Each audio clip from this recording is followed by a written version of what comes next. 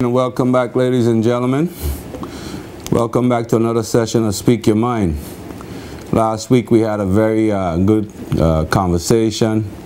We had some really good callers that called in and basically spoke their mind. They told us what was going on in the community, and we were able to have good dialogue. We're hoping to continue that tonight. So again, immediately I want you to call all your friends and let them know that Speak Your Mind is on. It's really the only show that allows you to express yourself without, persecution or cutting you off or anything like that.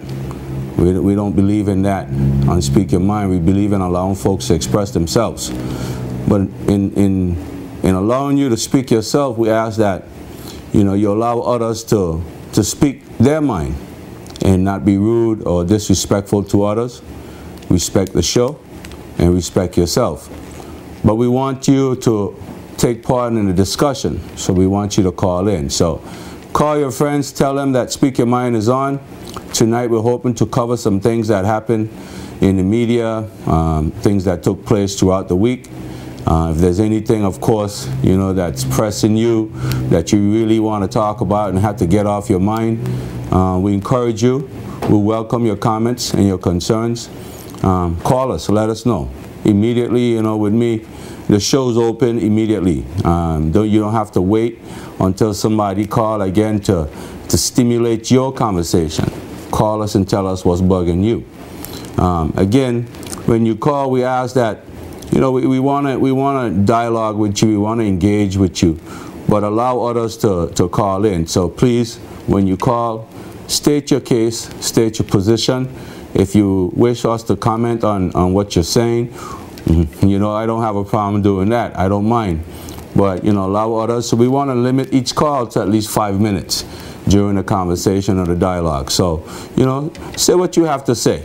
Tell us exactly what's on your mind, and then allow others to call in or allow us to respond. This week in the news we had an accident coming down the hill from True Huntham's Gut, and we want to send out best wishes, get well soon for the folks that were involved with that accident. It was a horrible accident, so we hope that everybody's okay. Last thing I heard was people were seriously injured, but right now they're recovering. So we should all just send out a prayer to that family and to those kids. There were local kids involved. There were kids involved. It doesn't matter if they're local or not, but there were kids involved. So we want to pray for all of those people that were involved in that accident. So again, call, let the family know how you feel. I'll show a little sympathy. So this week we had some very important things going on. One thing that really was to my heart was the visit by the Minister of the Overseas Territory, Mr. Henry Billingham. I was fortunate to be able to attend, and I thank the Premier's office for sending out that invitation, allowing the media, whether it's print, whether it's talk show hosts, whether it's radio, to take part in that important signing. I'm going to touch a lot on that tonight, hopefully, about media and what is media and who has a responsibility in this country to attend things like this and bring it to you, the people. Because obviously there's been some conversation about who's media and who should be allowed inside of these workshops or these conferences or these important signings. Again, I was fortunate to have been there, and I'm glad that I had that opportunity. And I'd like to bring some of that information to you. Obviously, there was some question posed to the minister that the minister, in my opinion, had somewhat of a bit challenge answering, and I think it's worthwhile exploring tonight. Another thing that's on the agenda that I really want us to sit back and think about, that is really bugging and hampering this country, and it's crime. It's crime. Ladies and gentlemen, we got a problem in this country with our young people. And I don't want to sit here tonight and bash the young people, but we have a problem with our young people when it relates to crime, and it needs some attention. We all must be proactive in this manner. We all have to take our responsibility seriously. And parents, I'm speaking to you tonight. I'm telling you tonight that some of your kids are bad. They're bad, and they're hampering the growth and the success of this country. And I'm going to lay out my argument, and I'll tell you exactly how they're hampering the growth and success of this country. And why crime, none of us can sit back and just allow it to continue to happen, because it's bad for all of us. So I'm going to jump on that first. This week I had an experience where I had a motor scooter. I know some of you may not want to hear that, but I had purchased a motor scooter back in December, January, and the purpose of that scooter was to outfit it with a rack on the back that could carry products, letters, grocery, whatever, because I started a new business, and it was a delivery service business, because I realized there's a lack of service in this community. And I went patiently looking for young people to let me get to the phone real quick and we'll come back to that. Good evening, thanks for the call. You're on Speak Your Mind, go ahead. Hey Shem, good night, man. Good night, how are you? Not too bad. Listen, sir, one of the things that is bothering me in relation to these press conferences that being kept is that how they want to limit the media. I have a serious problem with that. I think when you are having these press conferences, what you need to do is let the media exhaust as much question as possible from beginning to end. When you come to a point where you think they listen, we had enough of this, then you call it off. We'll take one or two more questions and that's it. But to tell the media in any press conference that we only can accept one or two questions from each person, man, what are we doing? Joking or what? We need the media to get in there and exhaust all the necessary questions they need to get until you can't take any more. Stop limiting the media. So I have a major problem with that, and I would like you to elaborate on that. Another thing is, when are we going to get hold on our marketing? We are marketing our tourism product, but we are allowing outsiders to take a position on this on this issue. When are we going to consider seriously to do our own marketing? We cannot allow the rest to market our product. We need to get involved. We don't need to share nothing when it comes to marketing of our product. We can do it ourselves. We are capable. So I'd like you to elaborate on those two points. Well, thanks for the call, caller. Ladies and gentlemen, let me rephrase those two questions or comment or concern. That caller was simply stating that during press conferences, he feels as if the media themselves are being limited to asking questions or raising concerns with whoever. And I support that. I think that caller is absolutely right. And I only say that because my first event to any press conference held was this week. And I had that same experience. I didn't realize, and I could say this publicly, I didn't realize that we were limited to the amount of questions we could ask. So I basically just thought that I had 4 important areas of concern. I think the general public wanted to know about those. I asked the minister about the emission tax that England themselves is imposing on travelers traveling to the Caribbean, which in itself is hampering the tourism product in the Caribbean. It's actually cutting the amount of people that can fly to the Caribbean because they have to pay this extra amount of money. And it's not $20, it's not $30, it's a lot of money. I mean, I just had 2 people just last week coming from England, stayed at a hotel in West End. They paid an average of $400 extra each just to fly to the BVI, to come and spend money in the BVI. Now, I think that's wrong. I think territories such as the BVI, that is still a controlled territory by England, should be exempt.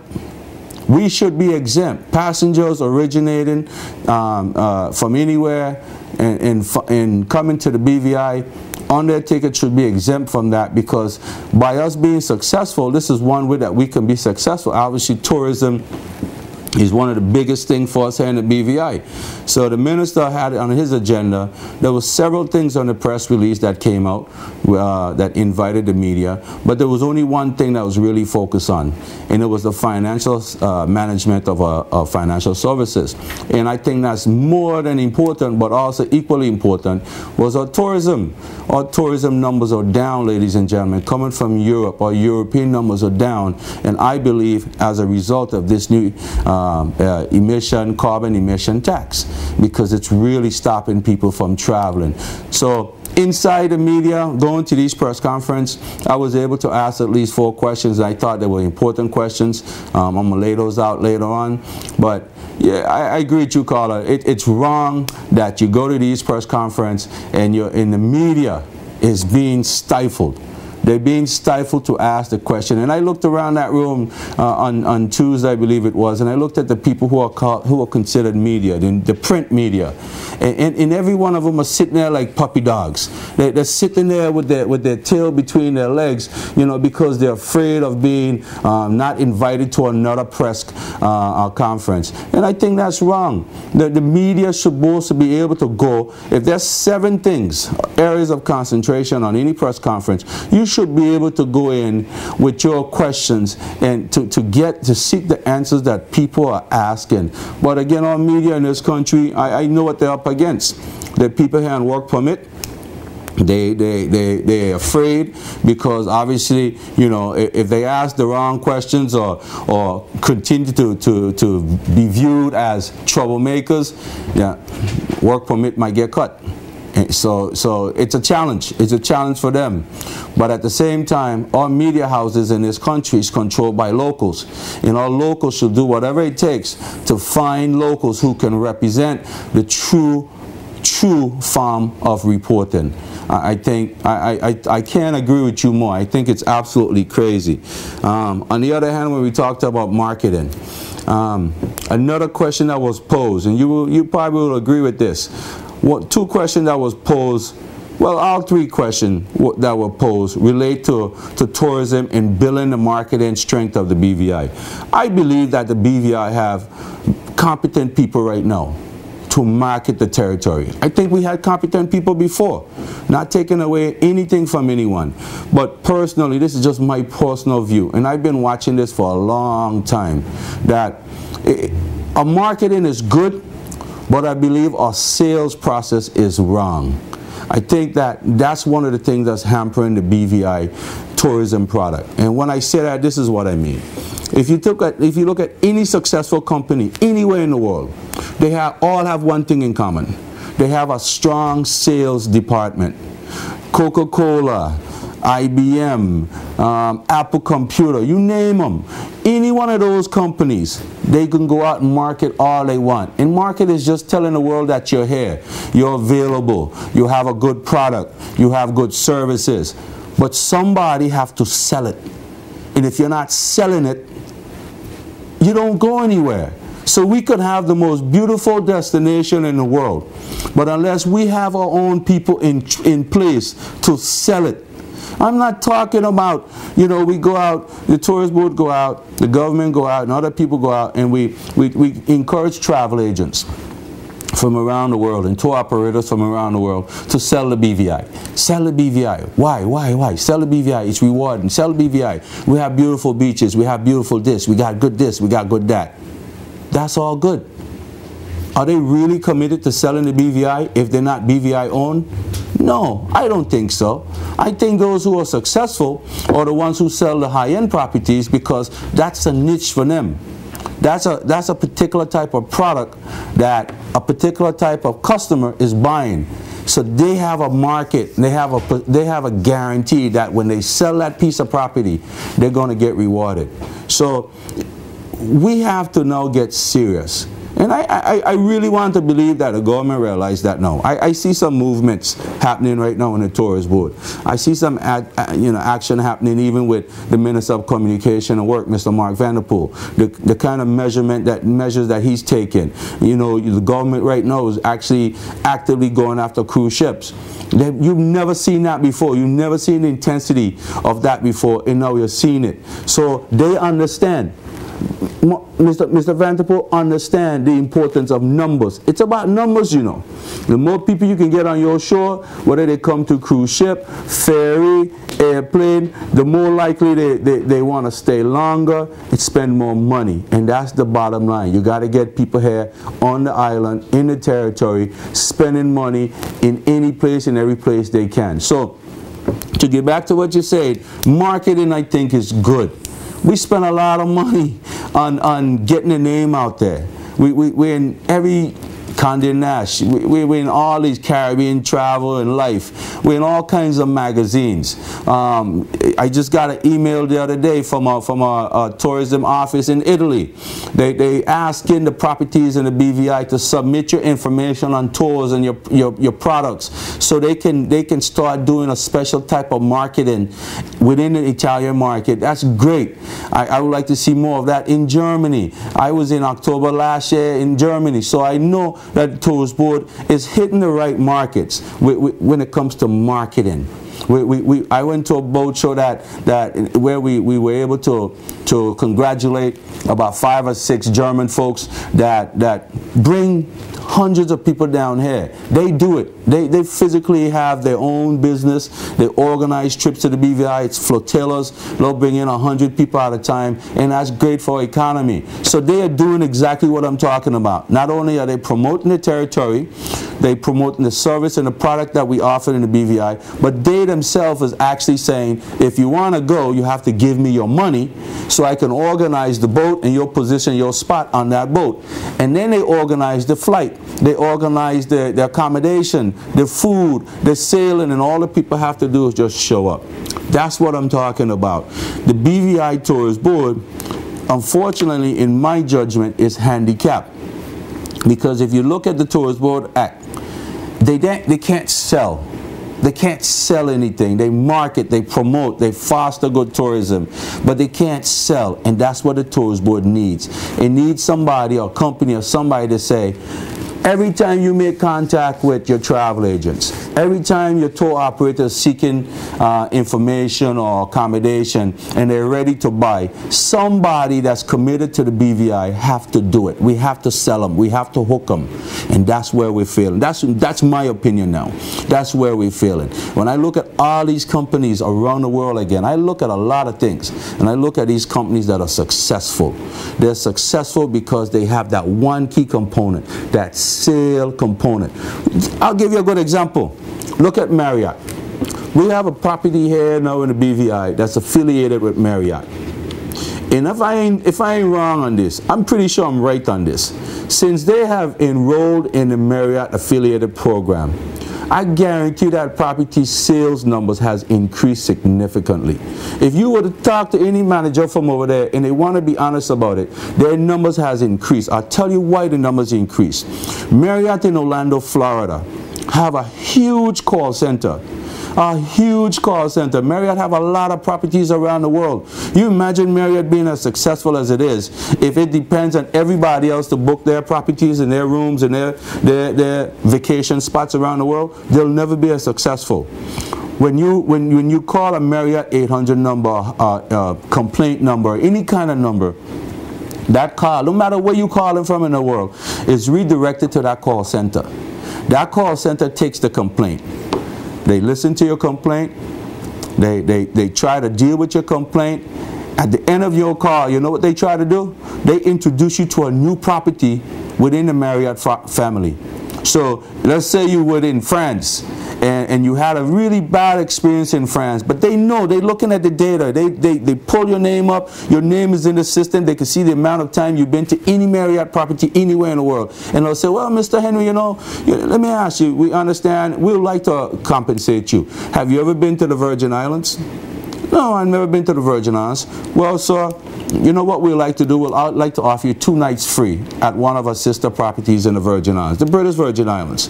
We'd like to, you pay for 5 nights, and we'll give you 2 nights free for your trouble you had in France. That's sales, my friend. That's sale, and that's what we're missing. That's the one key thing to any success or any business. I mean, you would know. Any car business in the world, look at the auto makers in the world, Chrysler, GM, Ford, the whole 9. I mean, they could sit and display their product all day long. You in the States, you see a lot of car lots around the States in different areas, and the cars look good when you're driving by. But they ain't no good if they just sitting there. The company don't make any money. They don't grow. They don't prosper unless somebody walks in a lot and be able to buy one of those things, and the salesperson have to be capable enough to sell it. And that's the key, my friend. So ladies and gentlemen, I'm going to come back and we're going to touch that a little bit more.